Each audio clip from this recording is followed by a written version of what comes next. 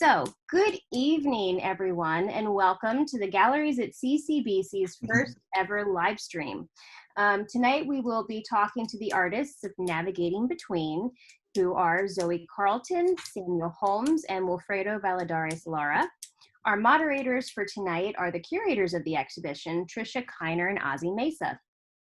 At the end of the talk, there will be a 15-minute Q&A session.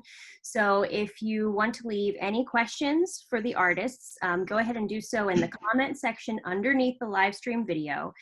Don't worry if you don't see your question come up, because we're just having a tiny little technical difficulty, but they are being sent to my email. So I will be monitoring them and then relaying them to the curators and artists later in the evening. So thank you all for coming to view and listen and participate. And I will turn everything over to Ozzy and Trisha. Hi. Hi. I want to welcome all the students and people from all over. Since we posted on Facebook, I want to welcome everybody here. Same here. Thank you. Hi. It's great to be here. Ozzy, I'm Trisha Kyner, and Ozzy and I curated this exhibition that we decided to call Navigating Between. And I am a professor at CCBC, and I often teach ceramics, 3D, stuff like that. Ozzy, if you want to introduce yourself a little. I'm Ozzy Mesa. I also teach at CCBC. I teach painting, drawing, 2D design, whatever they let me teach, I will teach.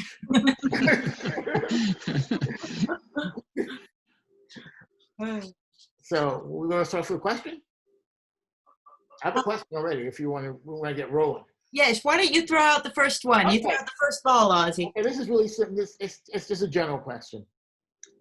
When did you know that you wanted to be an artist? I'll start. I'm still questioning that.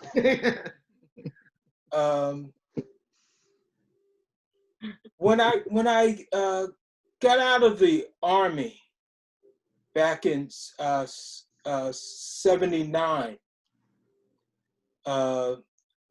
I just was floundering. I didn't know what to do with myself. And I ran up on a guy named James Phillips. You remember, you guys know Jimmy Phillips, right? And he was doing a mural in Washington, D.C. in one of the neighborhoods. And I was watching him, and I said to him, I can do that. And he said, well, grab a brush and get up on the scaffolding with us and do some. And I did, and I've been sucked into it ever since. It was really interesting. I worked with Jimmy for a little while doing these murals all over. And at one point he said to me, Jimmy's very particular about lines. You had to get his lines very, very straight. And I came in and I was messing up lines. And I was just in my first year of school. And he said, don't you have a class to go to or something? At that point, I knew that I had to pursue this thing a little bit more stringently. And so I think that was the turning point right there, that I was going to really do it. God, yeah. I have to say, I did not know. I had drawn and basically drawn all through school, all through middle school, all through high school. And I was in I think it was my junior year of college, and I went to a community college for my AA degree because I actually did not know what I wanted to do. The Miami-Dade? No, I went to Tallahassee Community College. Okay, yeah. TCC. Actually, I went to Thomasville Community College and then transferred to Tallahassee Community College. So I did an AA degree, and I have to say that was the best thing that I had done. And I remember at the time being really kind of like, I can't believe I'm not going to go to a larger university like all my friends were doing.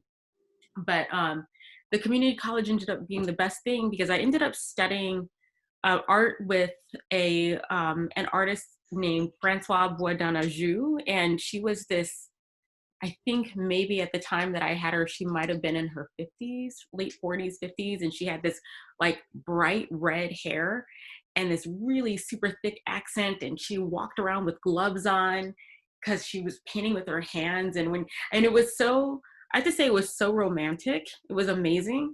And when I was graduating, she suggested that I go to Florida State and apply for the BFA program and study with the late Ed Love. And that's how I ended up in a BFA program. And I have to say, like, I give credit to her for making that connection for me, because I really genuinely did not know. I knew that I loved to draw and paint. I knew that I loved to make, but yeah, I even then I wouldn't have considered myself. I didn't consider myself an artist then. Wow, similar trajectory for me. You know, well, going back to Honduras, I basically grew up in an environment that we were making everything.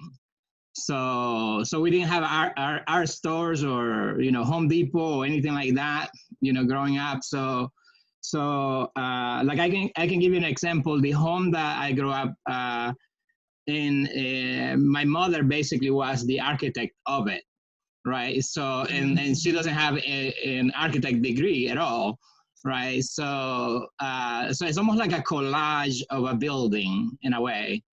So I think as a child, you know, observing that sort of mechanics, and then, you know, being forced to invent things and use materials that were around, I think that's sort of like the beginning for me. And I got a little more formal when my mother opened a shop, a sort of like a fashion design shop, where she will design clothes for people in the city and the town.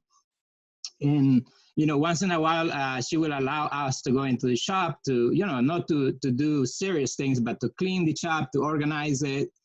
But at the same time, I was observing, and then, you know, once she saw some potential there, she started assigning some other more serious tasks, you know, like measurements, cutting, you know, drawing onto the fabric, and then, you know, later on, learning some skills on how to put fabric together and things like that. But for the most part, it was informal the whole time. And then later, I began to observe a self-taught artist that was in the town as well, who was a painter, mainly a painter.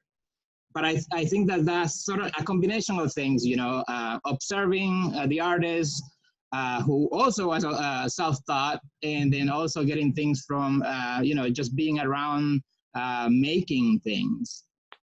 It wasn't until I came here that I actually went to a community college as well. That's why I was saying that I had a similar trajectory than Zoe does. And I met some great mentors, you know, that I still in contact with, that sort of encouraged me to, you know, to continue what I already had, but in a more formal way. And I ended up, you know, sort of building a portfolio in a community college, in Montgomery College, actually. And to the point that some of the professors actually were trusting me with keys to the studios, because I was there the entire day, you know, the entire week. And I was basically organizing their studios because they didn't have assistants. So, you know, so when the teachers would come in the morning, everything was in place and everything was clean. So they decided, this guy is for real, right? So they basically begin to give me more trust and a lot of more formal advice, and later, building up a portfolio to enter or to submit my application to MICA, and that's how things begin to evolve. And later on, well, I start applying to getting a master's degree, and went to the University of Maryland and achieved that. And they offer TA, and then I fall in love with teaching again. And then this time it was more about teaching art, something that I really love. So yeah.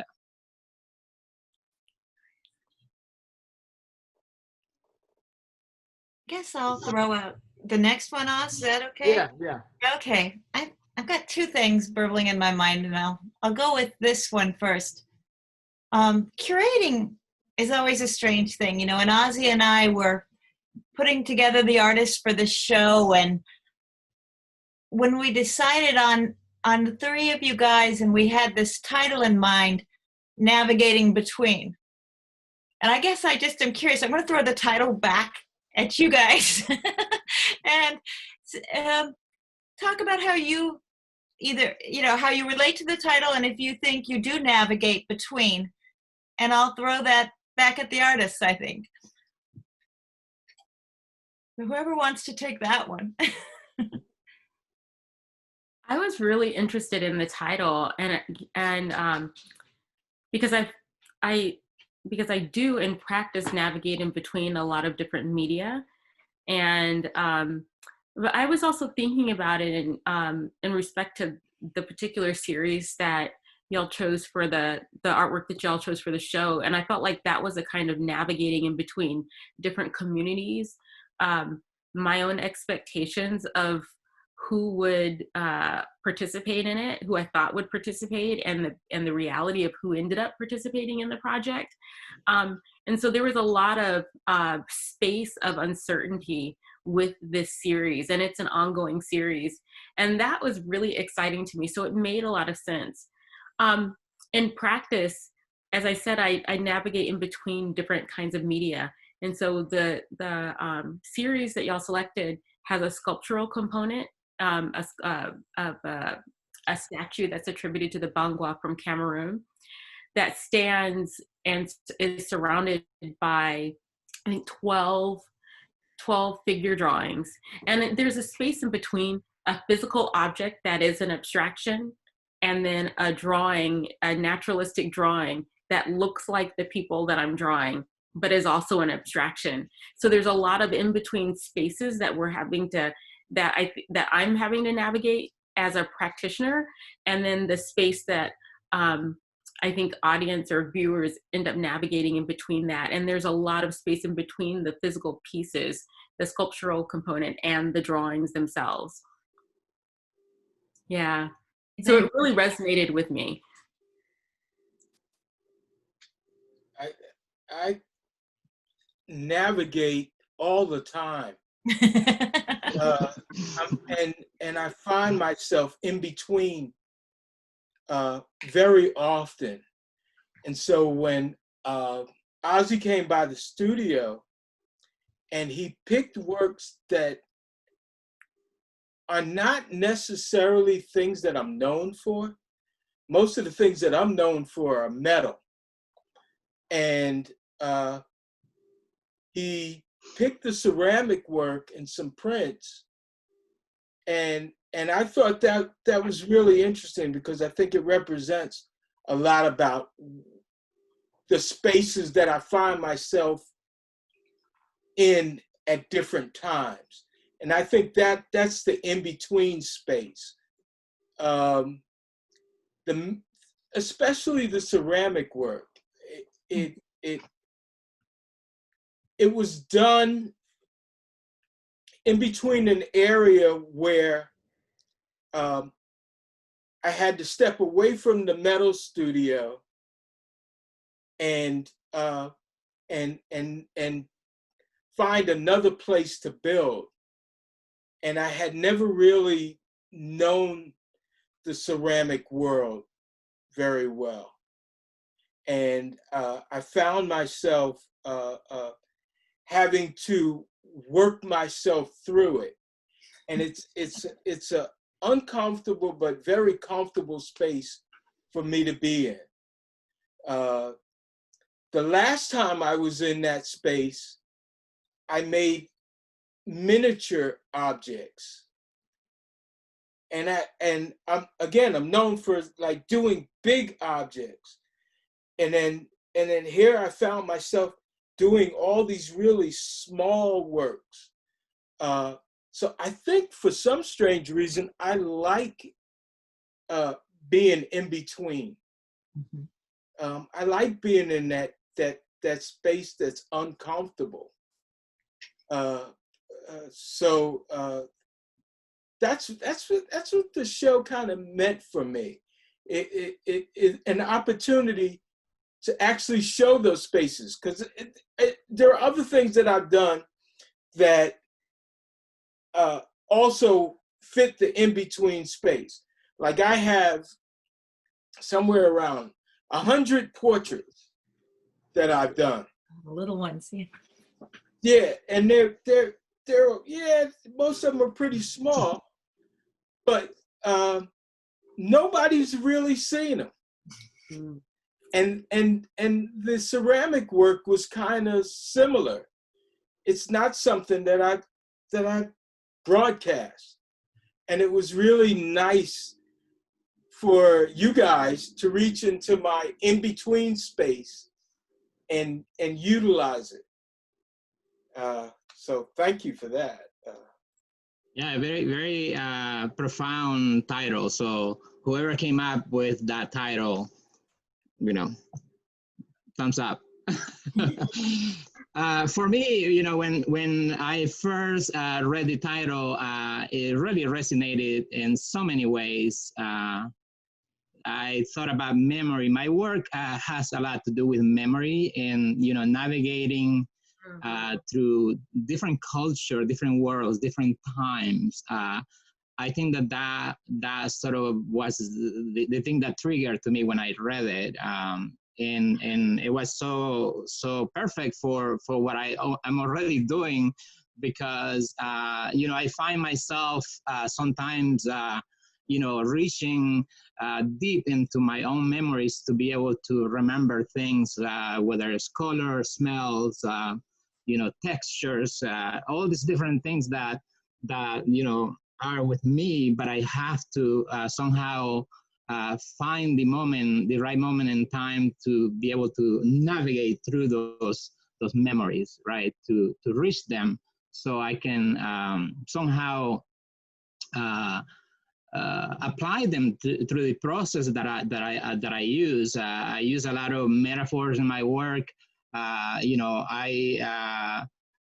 deal with a lot of experiences with cross-cultural situations. So I think the title for me is just right, perfect, from what I'm doing. Well, one thing I noticed, the more I looked at you guys' work and thought about it after we actually gathered you, is what multidisciplinarians we have assembled. Not only, do you guys all work in different media, multiple medias, but you also all have taught quite a bit too, and you've done the role of teacher, artist as well. So the more I thought about you guys, you made more sense together too. I think also the idea of like in between sort of refers to how complicated people are. Not like one or the other, or, we're layers on layers on layers. Years ago, I was watching this documentary about Cuban art, and there was this young Cuban artist, and he was describing himself and his work as my father is Spain, but my mother is Africa. Huh. And it's that word, that mix, of straddling these things, and somehow within us getting it in some kind of resolved thing. Sometimes it works, sometimes it doesn't, but it's always this, I'm neither here nor there. You know, I'm not all this. I'm some of that too. Which is, you know, it's navigation. Yeah, it's interesting you went there because in my own personal situation, my mother is from the West Indies. Our island is Saba in the Dutch Antilles. And my father's from Georgia. And those two worlds couldn't be further apart. But somehow they came together. And I find the work to benefit from both places in a very profound way. And it is complicated. And again, I like the complication.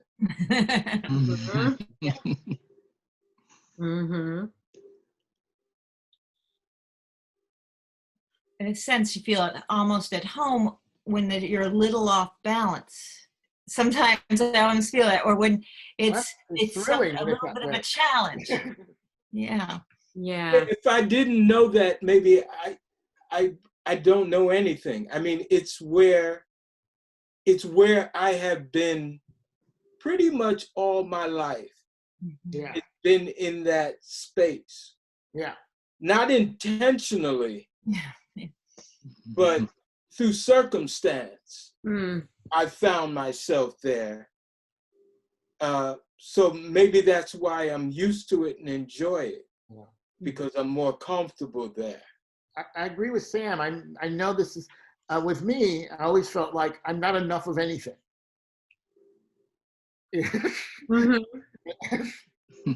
Yeah, I understand that. I think in terms of studio, I always find that it's important that I move to a different medium in order to do the things that I need to do. Often they're in mediums that I know nothing about. And so I'm always in the space of not knowing something. And even when I'm working on paper and I'm collaging and I am having confusion about how things are supposed to be assembled, it gets, I'm in the space of just trying to figure out. I mean, one of my colleagues and I always talk about being an amateur, and I think like I proudly embrace amateur status because it makes me have to figure out how to do things always, and that kind of in between space of being skilled, being kind of skilled, and not knowing what the hell you're doing is really it's really kind of amazing. It's kind of amazing. In the last couple of exhibitions that I've done, I was really thrown about how to handle material, and boy, what struggles, and there was a kind of beauty in that, yeah. Yeah, I do also enjoy the element of uncertainty, right? Especially right now, we are living in times where we really don't know, right? So, but I do, going into my own practice, I really put myself purposely sometimes to to find out what's going to happen, right?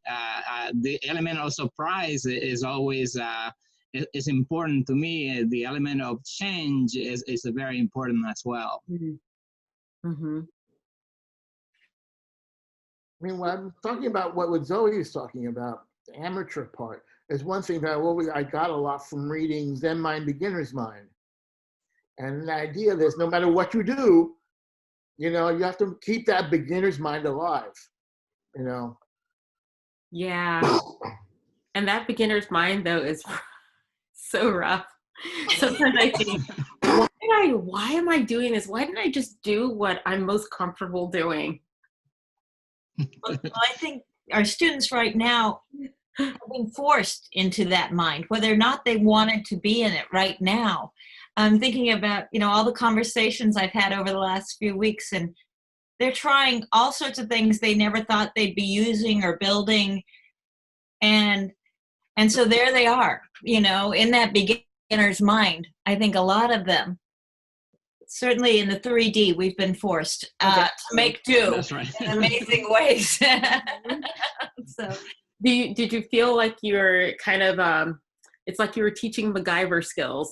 Got a pen, I've got a cup, and a phone. Okay, now what? You know, like that's what I felt like constantly. Well, that's real creativity. Yeah. Having limitations and making something incredible out of limitations. Make it work. Yeah. Mm-hmm. yeah, we hollowed out clay with a paper clip, you know? I find it interesting. We're having a conversation about what we don't know. Mm-hmm. Mm-hmm. Because a lot of times these conversations are all about what we know. We know this, we know that. but here was this, I mean, I find it interesting. I don't know. And that's a beautiful place. So if a student is listening to this, which I hope they are, it's a good place. It's a good place. It's a place you can work from. Yeah. Yeah, and I think, you know, now that we are sort of talking about the classroom, you know, the sort of technical parts of it, I think about the process, and I think that's one of the things that in my class I talk about a lot, about learning to see or learning to pay attention, to observe the process, right?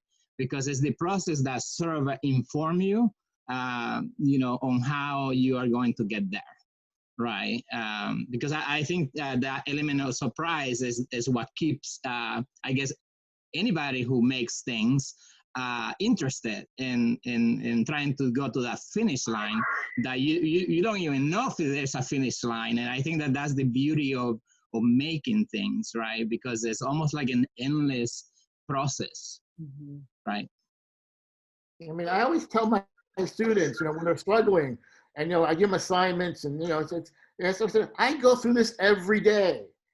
It's not, you know, all the struggles that you're going through, I go through too. It never goes away. It never goes away. I had one more question, and this is, you guys know I'm a figurative artist, and probably without even thinking, we managed to get 3 people who referenced the figure in their work. I wonder how that happened. But this idea of not knowing, I think it's interesting applied to figures too. Not knowing ourselves, not knowing others, or how much we can know about ourselves and how much we can know about others. So I guess I just want to maybe, if you guys want to riff a little bit on how you approach figures, might be kind of a fun way to go, just for a minute. So whoever wants to go first. I'll get it going. Okay. It's been an interesting couple of weeks for me, because right now I'm doing small figures or small portraits in clay right now. And one of the figures that I made the mistake of trying to do was Joyce Scott. The hair. Yeah. The hair, you know? And I'm not a figurative sculptor. And again, you know, it's going back or going into a place that's unknown to me. It was a struggle, but it's been a beautiful struggle in that I've learned something about the person inside the shape, making the shape.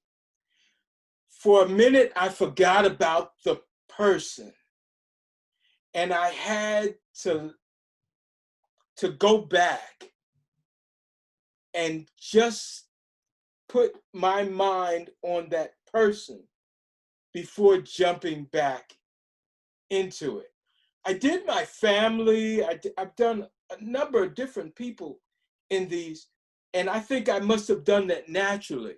But when it became an opportunity to do someone outside of my home, I started wanting to just do the space. And the space wasn't enough The shape. to Yeah. get through this. It wasn't enough. So I presented something, and most people were like, I don't know. It's not her. Now that I'm thinking about her, and I'm not going to say I've gotten it totally right, but the embodiment of the spirit, the embodiment of the person is starting to infuse the clay in a way that I have never experienced. And that discovery just this week has been beautiful. Now we all want to see it soon. Yeah. No, you will see it. You Okay. will see it. It's turning into something else right now. She's seen it. She said, it's all right. But what it's turning into, I think, will be interesting. So, yeah, you will see it. Right on. So the question was like, how do we approach the figure? Well, this is interesting because so my piece is called the Ipseity Project, and really it's a doppelganger project. And so I found this statue at an antique store north of Baltimore, and I was shocked that it was the same size as me. Like, she's the same height. I used to have this really long hair, and I wore them in big Princess Leia buns. And when I walked up to this statue, I was looking her in the eyes, looking at the same hairstyle, thinking we have about the same complexion. And I thought, and I'm already a twin, and I thought I had found my twin stranger. And I don't have many self-portraits. I probably only have 2 of them, and they were all done in high school. And, but I wanted to make something that was about myself, or the way that I am in the world. There are not a lot of me in the worlds that I occupy, that I'm around. My academic environment, my work environment, my art environment. I might be one of a handful of Black women in a space. And I really thought about that a lot. And I've been thinking, at the time, I've been thinking a lot about what it means to be an accomplice, and what it means to be an ally, what it means to be an advocate. And decided I'm going to make a self-portrait series. So I put an ad in the paper. The typical ad that I use is African-American female artist looking for blank kind of body. But then I did something that was different in this ad. I said, there was a height requirement. You must be 60 inches tall. Like, you can't be any taller, you can't be any shorter. I mean, some people are 5'11" and they say they're 5 feet, but that's okay. 4'11" and they say they're 5 feet, that's all right. Or 5'1" and they say 5 feet, that's fine. But the interesting thing for me is the first 12 people that answered the ad were non-Black, non-people of color.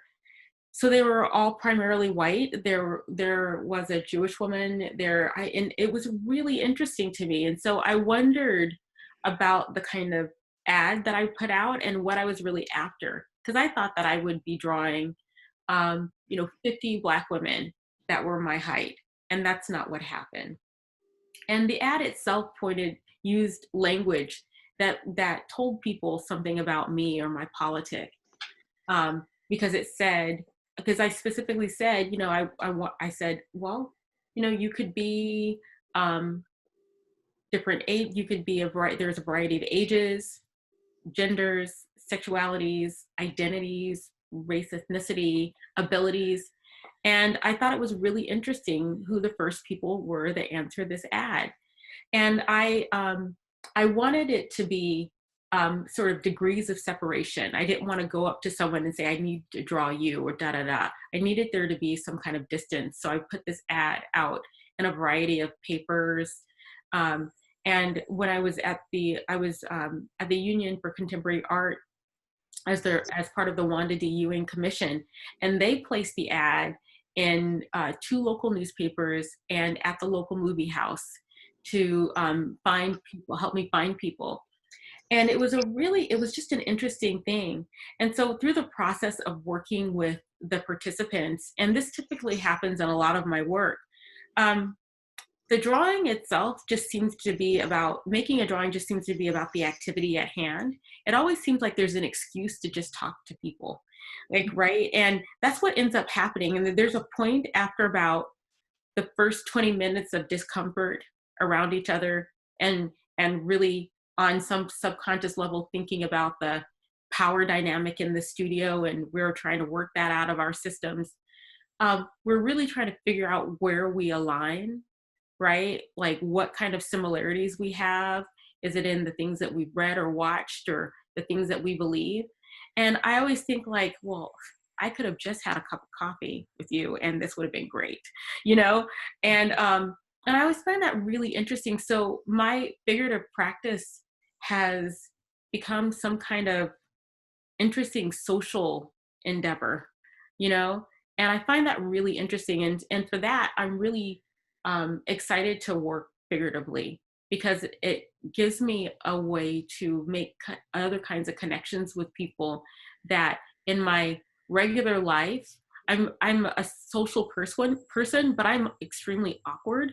And working with people in the studio is a really interesting thing, because the activity keeps me from being as awkward as I typically am. And then it gives us some kind of shared experience to jump into. And so, yeah. Yeah, for me, it's mostly I approach the figure through my interest in knowing the story of the person. Once I had established that relationship and begin to imagine the narrative for the piece. So I have a series that has to do with on mask, using the figure as mask making as sort of like a metaphor of commentary on the survival mask that everyone use to be able to make it, in society, and it doesn't matter who you are or where you're coming from, but I think at some point in your life, you have to use a mask to be able to pierce through. And, and for me, it's more of a, even though I do use, a direct casting from the people who have shared similar stories than mine. And, through their stories, I begin to establish some sort of narrative that inform the headdresses that I attach to the mask in some of them.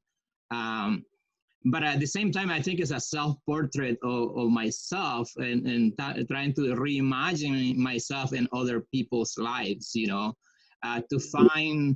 to find some of those, common threads that we all share, right? Because, the moment that you begin to talk to people, you begin to see, that we are all interconnected in so many ways, right?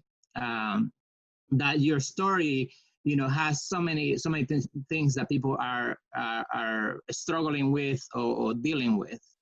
And I think for me, just sitting, having a moment with the person who is going to be in my work in some form,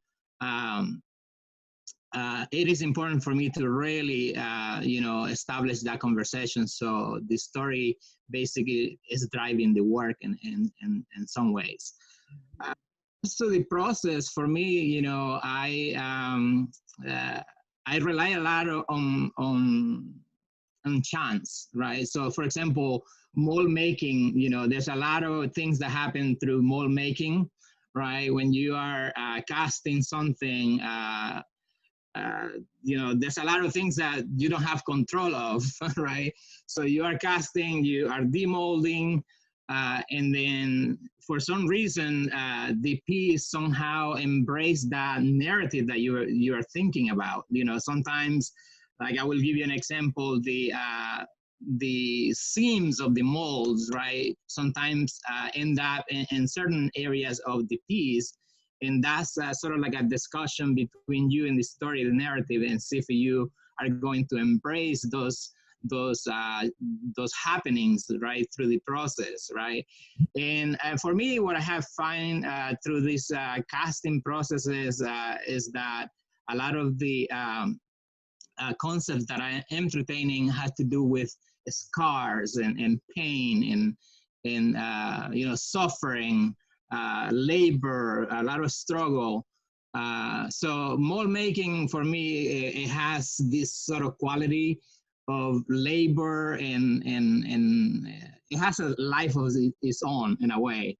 You know? So a lot of things that are happening in the process also combined with the story and the narrative of whoever I'm working with. Because I can see, I mean, if I think about this, you know, whatever I do, whether it's working with the figure or with the object, end up to be a pure collaboration, because at the end, it's really not my work. It's a combination of a lot of stuff, a lot of things that are happening.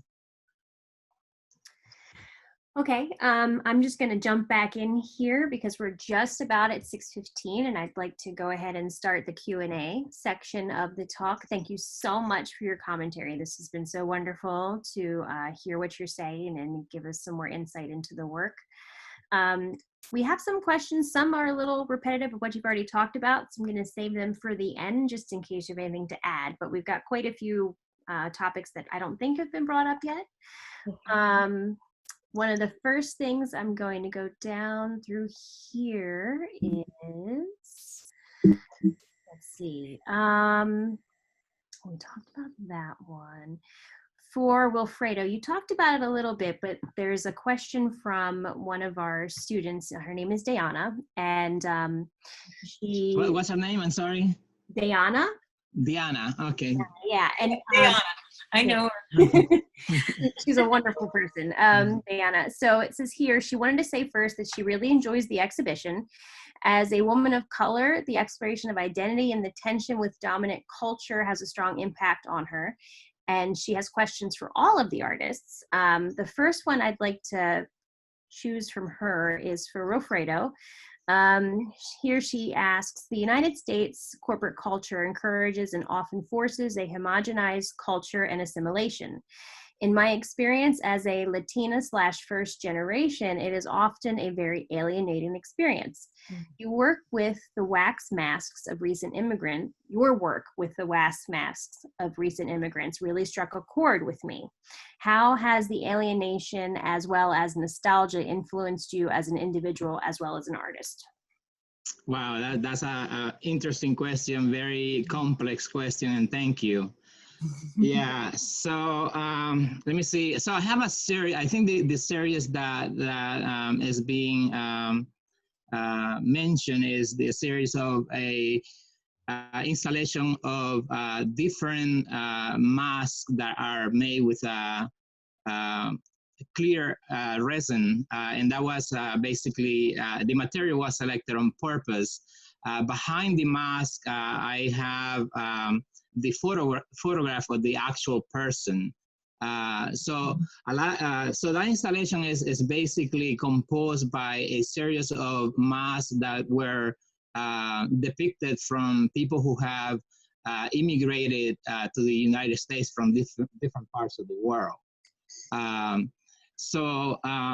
And then also that was also an opportunity for me to learn their experiences as well, because before we, as I mentioned before we actually go into the casting process, we establish a conversation and we talk about the journey in a way, you know, everyone's journey. And that's what I was speaking about, that even though I do have my own story about cross-cultural experience, you know, coming from another country and basically crossing not just you know, conceptual borders, but physical borders as well, right?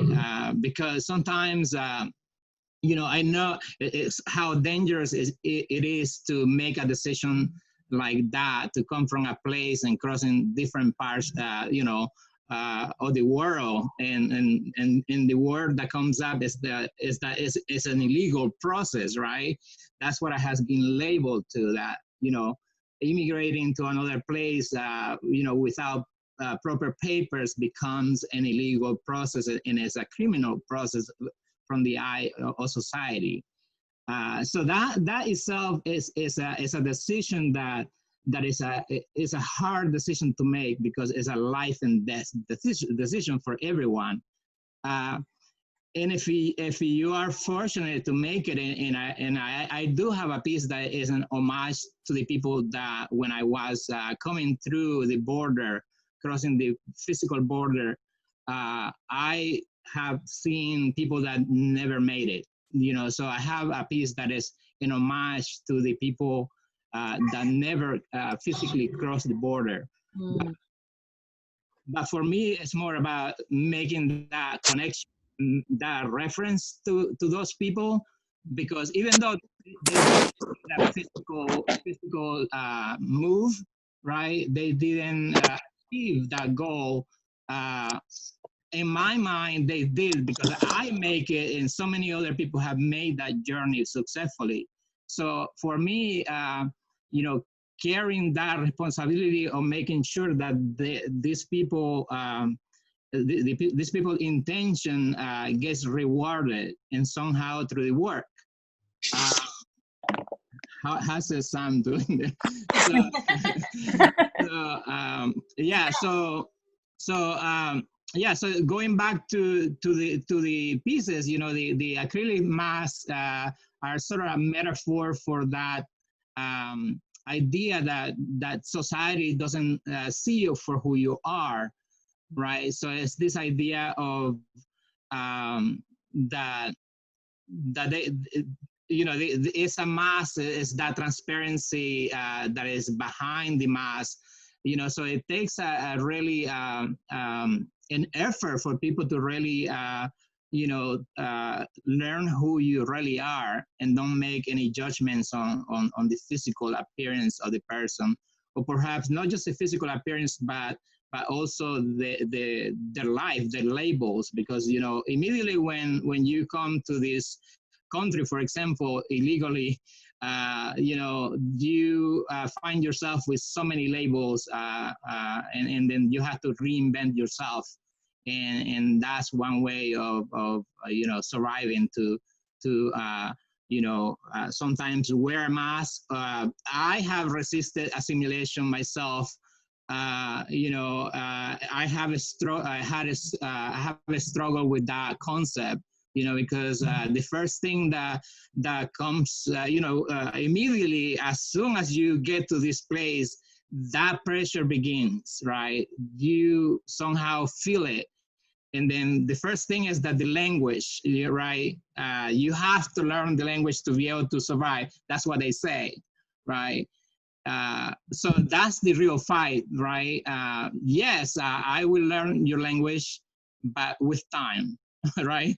But I have to be myself. I have to preserve myself in order to, I have to keep my roots. I have to keep my identity, and then I know that identity is almost like a sculpture. You know, you sculpt yourself as you go through, but with your own time and your own history, right?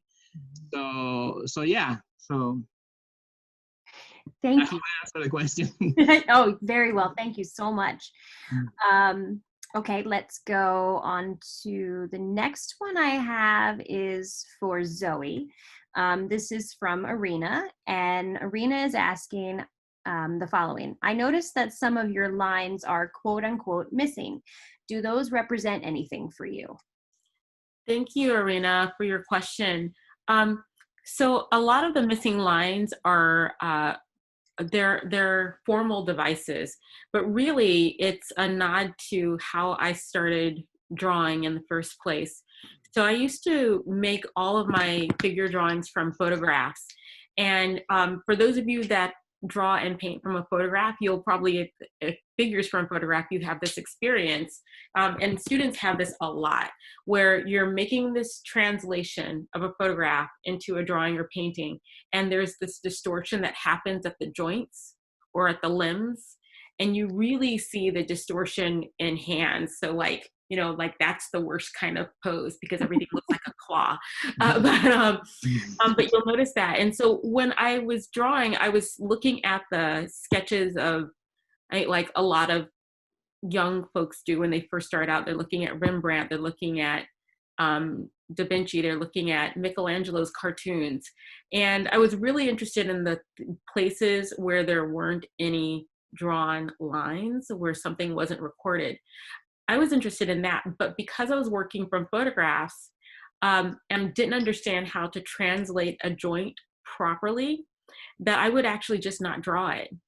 And I would draw the parts that I understood. And so when I started, when I recognized after years of doing that, and I really just, you know, when you sit back and you're looking at what you're doing, and as a young artist, I started questioning that. I didn't want to accept that lack of knowledge for a style. And so when I started working exclusively from life, I realized that I would get to those areas and I would, with like real relish, struggle through like how to draw an elbow or joint or like an arm that looked like it was coming towards you, and be really excited about it. And then I started developing this thing where I was thinking back to those drawings and thinking about those areas that were omitted. And I started to not include those in the drawing. So the parts of the drawings that are really well articulated are typically like the knees and the elbows and the hands, like the areas that seem to be kind of the harder areas. And then I would just omit the forearm or like a little bit of the calf. And then I was developing a kind of style. There's a way that these drawings start to look. But that's really, I mean, it's not a glamorous answer, but really it was about not knowing. It was about not knowing. And so if you look at some of my really early drawings, anything prior to like about 2003, you'll notice all these kind of areas of confusion. And that's really what it was. And I had to just learn, I had to teach myself how to draw the body and spend time doing that. And after figuring that out, I started thinking, oh, I'm going to continue. I'm just going to bring that right back and see how that starts to look. And I think that there's something that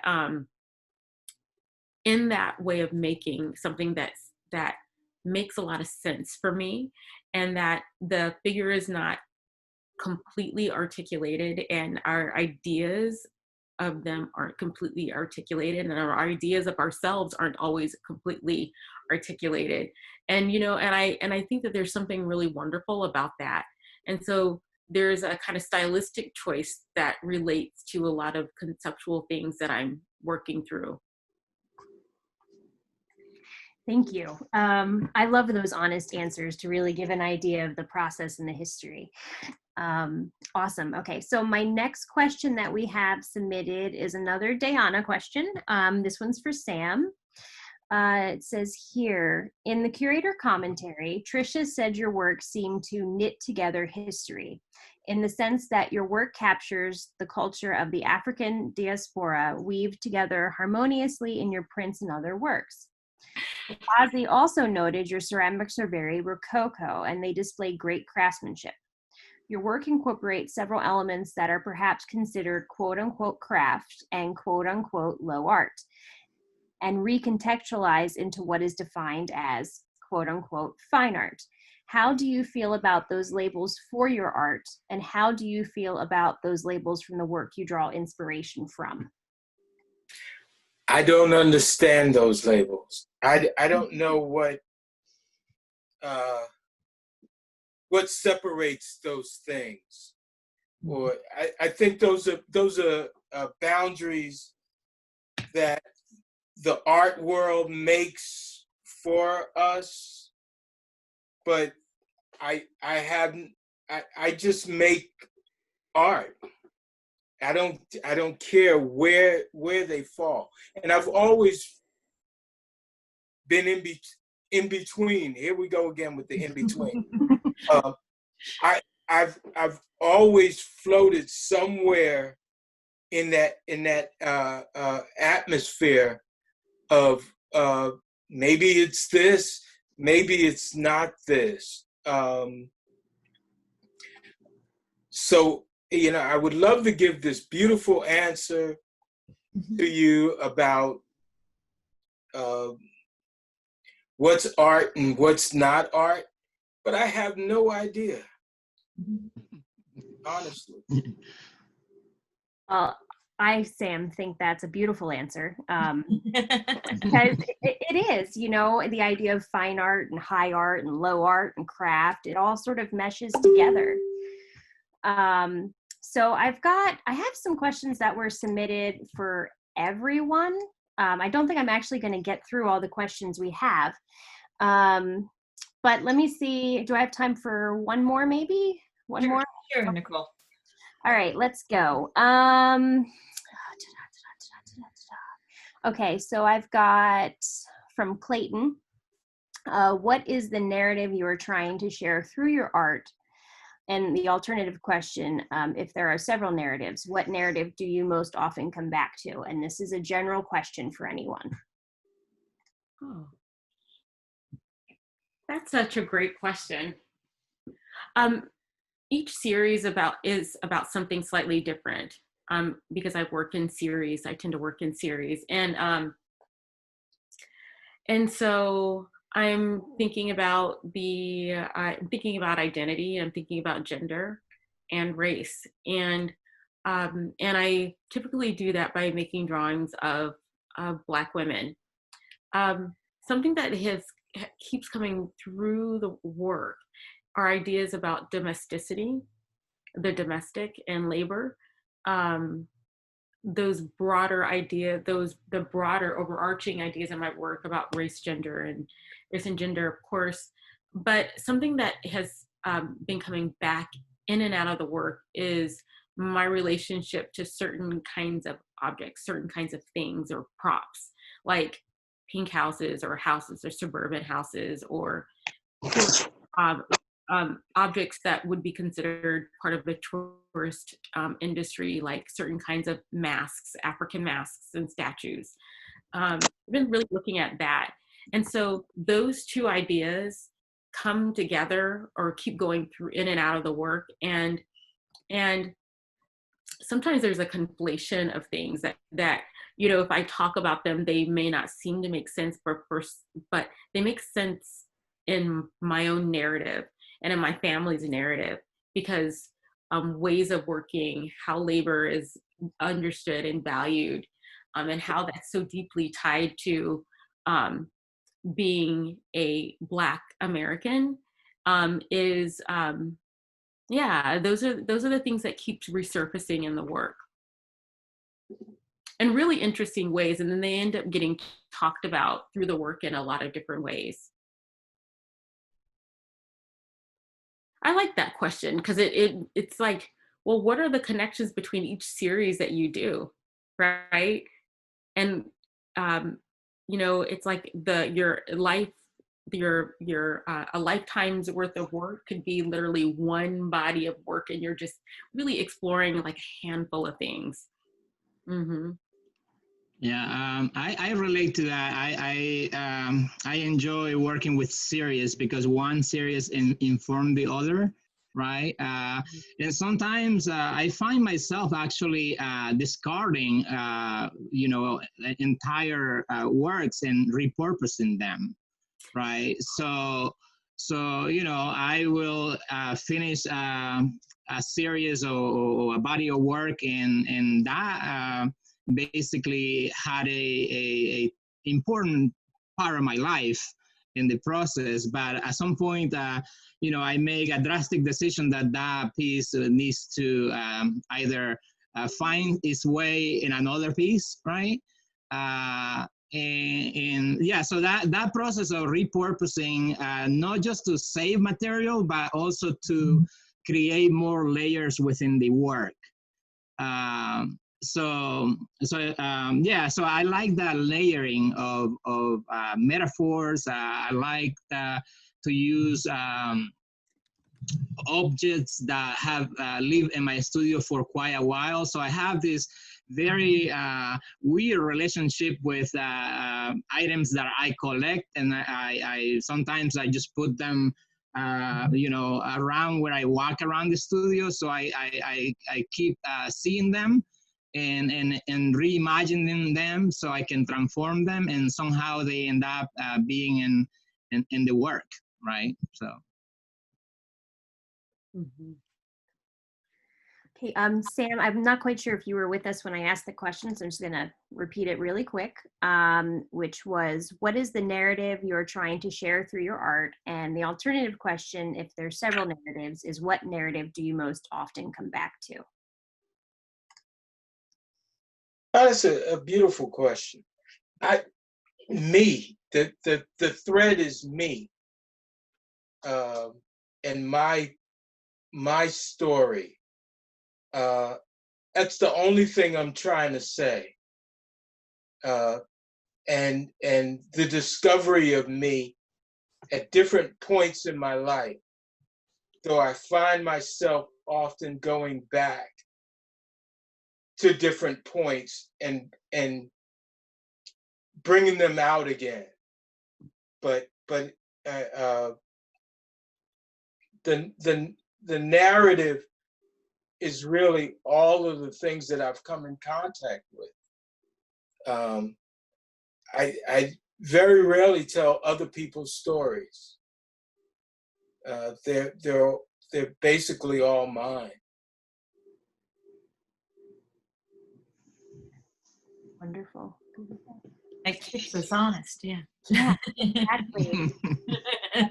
Wonderful. Okay, so I have one last question. I always said that was going to be the last one, but one gentleman submitted it yesterday, and I feel bad if I didn't get it in there. And this is from Daniel. And you answered this a little bit earlier, but if you have anything else you want to add to your earlier comments, please feel free. So Daniel's asking, when did you know that art was something you wanted to pursue professionally?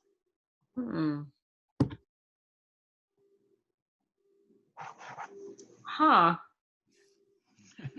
When did you know, Wilfredo? That's such a yeah. When did you want to know you wanted it to be your job? Yeah. Uh-huh. I never really chose for it to be my job. It kind of grew on me. I kept doing it, and then after a while, I realized it's the only thing that I know how to do. So I keep. I'm 61 years old, so it's too late to change. I'm going to have to keep going with this. Yeah, I don't know. That's it. That's so interesting. One of my other mentors, Michael Ray Charles, suggested that I teach for a living. And I worked as a home health care all through grad school.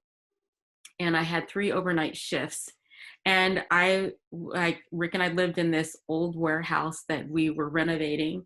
And we were in Austin, Texas, and I was completely fine with doing that. I just thought, as long as I have the income to be able to pay for living arrangements in my studio and get out of town every once in a while, I'll be happy.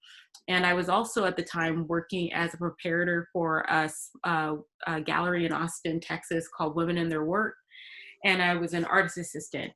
And when Michael Ray said that to me, I was like, why? I mean, I have to say, I don't know that I was the greatest student. I thought maybe I was like a pain in the butt student. Like on I don't know. That's my memory of how I was, and I just never considered teaching to be an option. And Professor Star Barner, who teaches at Southwestern, and I don't think she's there right anymore. I think she may have retired at Southwestern University in Georgetown, Texas, gave me my first teaching experience outside of grad school. And I was teaching a drawing class, and I have to say I was terrible. And she had a lot of faith in me. And to this day, I would love to just talk with her and say, like, what did you see in me? And between Charles and Varner, I thought, after teaching for about a semester, I thought, well, maybe this might be interesting. And then Michael Ray Charles said, for the things that you like to talk about and what you think about, the environment, pretty much one of the only environments for you might be academia. Really consider it. And I was like, what? And then we moved to Missouri, and I started teaching part-time at two universities. And I really did feel like I was in a practice that I could engage with for a long time, and teaching as a practice and teaching as a job, and being an artist academic as a job, and I thought that was a really interesting thing. And so it's interesting that Daniel asked this question, and I was kind of, because some people think, well, what I do for my art is my job, and that is one of my many jobs that I have. But it's also the thing that I love. It's also my passion. And then I have teaching, and teaching is truly my job, and I love it. And it wasn't until after that first teaching experience that I'm just too stubborn to run away from a challenge. I'm too stubborn to run away from failure. So I kept doing it. But yeah, that's when I knew. So, I mean, I think in all of the kinds of stories that I've told y'all, I hope you get a sense of my late bloomerness. I've really been a late bloomer. I didn't know. Things, those kinds of decisions, these kinds of decisions of like what to do with one's life didn't come very easily for me. And because I truly didn't know. But the thing that I knew how to do was work. Like, I'm a good worker. And so I'm really grateful that I have amazing work ethic in my job and in my studio. And so, yeah. All right. Well, thank you, Daniel, for the question. I think it's a great question for any young artist who is thinking about embarking on an artist career, right? For me, I think it was purely accidental. I think I was doing art from the beginning as a kid. Helping my mother build things and assisting, right, observing. Being back in Honduras, I don't remember, thinking that an art career, we didn't think about artists as an art career, right? So, and it was more, and when I say accidental is because when I came here, I revisit that area, but I found myself going back to making, right? So it was almost like a need or something that was hunting me, right? That I needed to, the first thing that I did when I came here, I was trying to find brushes, right? And it's interesting because in Honduras, I actually made my brushes, right? So, What? So yeah, and we didn't have an art store, so we have to make our own brushes. We will paint with house paint or whatever pigment you can make. Mm-hmm. Right? So that, so again, I was making things, but I wasn't thinking that I was an artist, Mm-hmm. right? So when I came here, I discovered that, there was a chance to make a career as an artist, right? and then to be appreciated for being an artist, and then to have a show, to expose my work, to have discussions like this, right, about art. I didn't have those discussions when I was back in Honduras, and I was making things, right? But I think now that, you know, I formalized the career, and I have been able to, lucky to combine it with, you know, a combination of being an artist and also being an educator. And I think for me, those two components are so essential for my work, because both of them inform each other, right? So my practice that I do in my own time end up in the classroom, actually. You know, so every experimentation that I do, you know, visually in my studio, my students actually benefit from it, because and that's the only way that I found that both careers can survive, right, in a healthy way, right? So where you don't have to compartmentalize your mind, that one thing is here and the other thing is here, you know. So for me, you know, it feels very natural to be in a classroom and also be an artist at the same time. But I am grateful, actually, that I was able to accidentally find this career that has been a wonderful journey, and I'm, you know, always looking forward to making more things. Wow, wonderful. Oh, thank you so much, everyone. This has been a great experience. I've really enjoyed listening to everyone talk and give their insights. Thank you, Trisha and Ozzy, for curating an amazing exhibition. I look forward to we can actually install it in the gallery. Right? But for now, we'll enjoy the Made me so hungry. Right? Oh man, gosh, I can't wait. So it'll be wonderful. But thank you so much for curating the exhibition and doing the videos earlier, and you know, moderating the live stream. And thank you so much, Zoe, Sam, and Wilfredo, for talking to us today. This has been wonderful. And thank you, anyone who is out there listening. And just so you know, once we close out the interview session, it will be up on the website for viewing. So if you want to come back and listen to your favorite parts, please feel free to go ahead. And if you have any additional questions, I'm sure the artists wouldn't mind if I send them an email with them, and we can probably get some. Do. Please do. Please do. Thank you. And So, thank you, Nicole. Yeah. Thank you, Nicole. Thank you so much. Emily. Trisha, Ozzy. Can I take a screenshot of you guys? Yes. Yeah, yay. Thank you, guys. Wilfredo, Sam, you're awesome. Thank you, Zoe, Sam. Thank you, Emily. Thank you, Trisha. Thank you, Osvaldo. well, everyone have a lovely evening and weekend. Okay. All right. All Bye. right. Again.